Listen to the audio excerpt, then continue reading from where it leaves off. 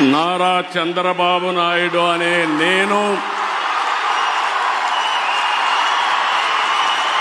శాసనం ద్వారా నిర్మితమైన భారత రాజ్యాంగం పట్ల నిజమైన విశ్వాసం,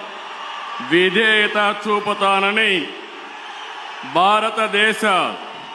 సార్వభౌమాధికారాన్ని, సమగ్రతను కాపాడుతానని ఆంధ్రప్రదేశ్ రాష్ట్ర ముఖ్యమంత్రిగా